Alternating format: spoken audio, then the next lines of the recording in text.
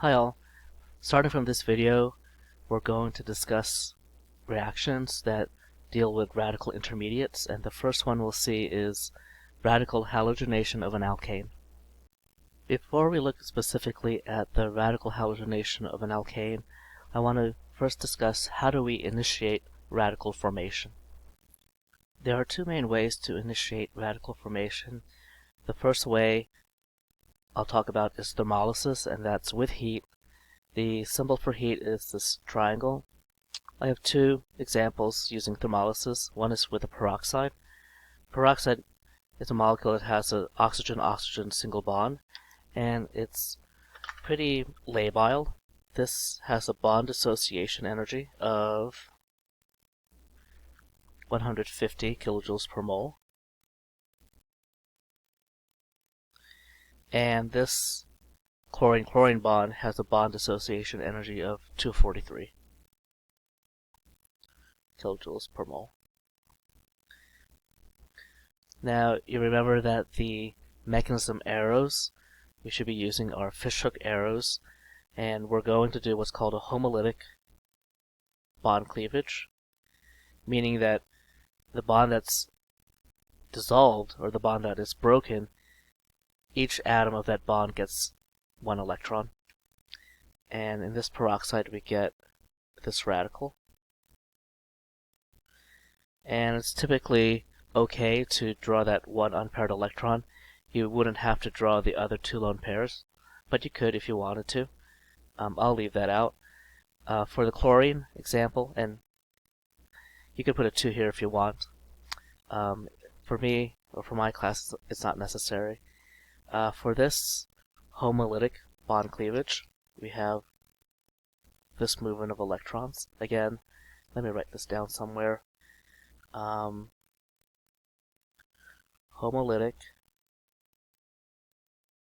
bond cleavage.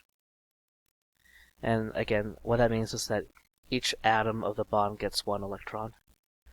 The product in this case will be 2Cl, and I'll draw the example where I draw all the lone pairs. The second way to initiate radical formation is with light. That's called photolysis. The symbol for light when you're trying to initiate radical formation via photolysis is this H nu, and it comes from the equation energy of a photon equals Planck's constant times the frequency, the Greek letter nu. Now, when you shine molecules that easily form radicals with light, you are exciting an electron of the sigma bond into the sigma star molecular orbital. So either way is good. You'll get the same type of radical whether you use thermolysis or photolysis.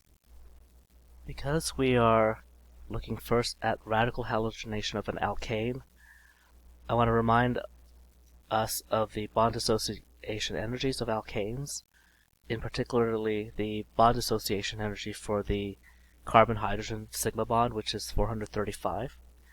The carbon-carbon sigma bond actually has a bond energy that's lower, but during the reaction, we'll see that in the propagation step of the mechanism, we are going to do, like we discussed in the last video, a hydrogen abstraction. So here I have two examples of radical halogenation. The first one uses chlorine, and the second one uses bromine. It doesn't matter whether you use light or heat, they react the same way. But what we see here is that by using Br2, it is more selective. And we could say that this is regioselective. I'll first show you the mechanism for the chlorination.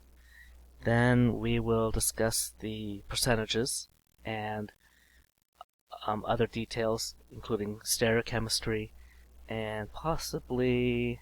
and before we do that, there are two things that I want us to recall. The first thing is the stability of radicals. The more alkyl groups you have around that radical, the more stable it is. And also, just to be very clear what we're doing. We're doing a hydrogen abstraction. And so we're not removing a proton or we're not adding a hydride. We're literally removing the nucleus and only one of its electrons. So just remember the differences between a hydrogen, a proton, and a hydride. I'm going to break up the mechanism for this reaction into three main parts, and the first part is called initiation. In the initiation step, we have the homolytic cleavage of Cl2 to give us a Cl radical. Next comes to propagation. The propagation, there are typically two reactions in a propagation step, and propagation, you should always react a radical with a non-radical, or in this case I have it written as a non-radical with a radical. I'm targeting the secondary carbon because we know that secondary radicals are more stable than primary, and that is true. This is more labile. And to draw the mechanism, you want to take one of these electrons of the bond and meet in space with this electron from chlorine. You're going to make a chlorine-hydrogen bond. You're going to take the second electron of the sigma bond and you're going to put it directly onto the carbon. And we have this radical plus HCl. Now this radical will go on to the second part of the propagation, and that is the addition of chlorine. And the thing is, when we make the initial radical, we're not converting all of the Cl2 to the Cl radical. It's actually a very small percentage, and I'll explain why a bit later. But we do have still a lot of the Cl2 that did not turn into the radical. And here we're going to again meet in space. Oops, let me use pink. And what's this doing for us? It's making a bond between this carbon and the chlorine, and then the second electron of the sigma bond goes directly onto chlorine. So I wouldn't consider this homolytic cleavage. Right? Homolytic cleavage is that each atom of the bond that's being broken gets an electron. But here we're making a bond between the carbon and the Cl, and here we have, what do we have? We have a Cl radical, which can then go back to the first part of the propagation and start the process over again. So it goes over and over and over. There are other details I want to discuss here before going to the third section, which is termination. The first thing is that this is sp2 hybridized. So this, how do I draw this? That's an sp2 carbon, and it's flat, trigonal planar. That means that when the chlorine is attached to that carbon, that could either be R or S, and we are going to get a racemic mixture, a mixture of the two enantiomers R and S. Now the last section in the mechanism for radical halogenation is termination. The termination part of radical halogenation shows two radicals combining to make a neutral product. Here we have Cl2. Again, I'm drawing the fish hooks so they meet somewhere in between, somewhere in space. And here I have again the product. So there are two ways to make the product, via the propagation steps or a termination step. The unfortunate thing is that we get also this coupling, and that is going to give us what? It's going to give us this alkane that we really can't do much about. You know, if we reform the Cl2, we could always shine light on it. So we could always start at the beginning. So we could always restart the process. Here the product is good, we get the product, but unfortunately there's not anything we could do about this. We can't reverse it. So what's happening is that we're consuming the alkane that we want turned into the alkyl halide, preferably the one on the secondary carbon. It's a subtle point, but it's because of this side product. That is why we want to keep the radical concentration low. By keeping the radical concentration low, we avoid termination steps, and ideally we want most of our product to be coming from the propagation steps. Okay. So these are the steps that take place during a radical halogenation. Now, if I don't ask specifically for the show both propagation steps or show both all three termination steps, then I'm allowing my students to just format their mechanism like we have been throughout the whole semester, where you go from A to B to C until you get to the final product. Now, the last thing I want to talk about are these percentages.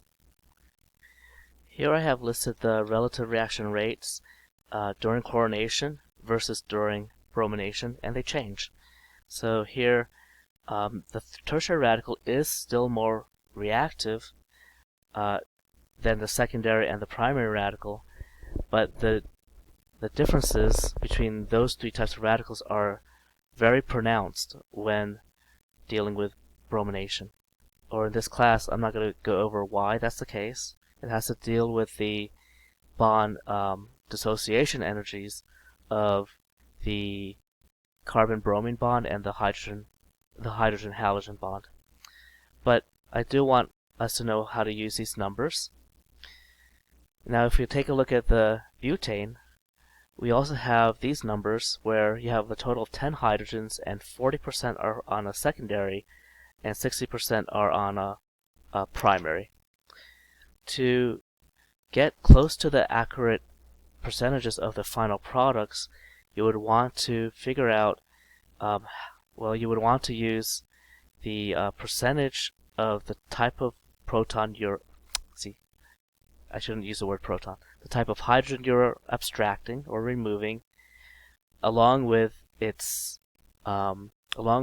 reactivity of the radical you are forming.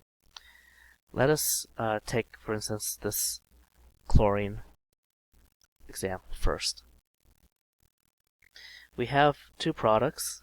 We have this product on the secondary carbon, and we have this product on the primary carbon. For the secondary carbon, we have an abundance of 40% of the hydrogens. We'll take 0.40, and we have a relative rate of 3 to 1, and that means I'm going to multiply this by 3. I'll do the same thing for the primary carbon. I have an abundance of 60%, and we'll multiply that by 1. And we'll have these two numbers, and then we're going to take the fraction, or the ratio. Okay, so in terms of relative amounts, we have a ratio of 1.2 to 0.6. But if we're going to convert that into a percentage, right, it's part divided by whole times 100%. And I did those calculations here. You notice that we have twice as much, right, of the secondary alkyl halide than we do as the primary. And what that means is that we have in total 67% of the secondary alkyl halide and 33% of the primary alkyl halide. Now, if we look at the bromination example, the relative reaction rates are much more pronounced. The differences are much more pronounced. And we could also do those calculations, similar calculations, for the bromination. I'll let you do that at home, but the answers that I got were 98 and, again, 2%. There's one more problem or example that I want to go over. I want to discuss benzoyl peroxide as a very good radical initiator. When we add heat or light to this molecule, let's use heat, we're still going to get the same type of homolytic cleavage, but something else happens to this resulting radical. So we get this. Let me draw it up like that. And we have this oxygen radical. What happens is it continues to decompose or to react by making carbon dioxide. So we're going to bring that radical to make this bond. We're going to take this bond right here, like this. So we're making double bond between the carbon and oxygen, and we're breaking this carbon-carbon bond and making a very unusual radical onto the benzene ring. And this is a very popular way to start radical polymerizations by using benzoyl peroxide, and this will be your initiator. And we created carbon dioxide. So besides the fact that we're creating gas, this reaction is very efficient. I know that we discussed that we want to keep the radical concentration low to avoid termination. We would be using this type of radical initiation when we work with polymers, and we add a little bit of initiator to get the process going. Because of this reactivity and the fact that we're making carbon dioxide, this bond dissociation energy is a little bit lower than a normal peroxide. This is 134 kilojoules per mole, whereas a normal like methyl or just an alkyl group peroxide, if you recall, that was 150. Alright, in the next video we'll look at another reaction using radicals, and eventually we'll get to how are radical reactions used in the body.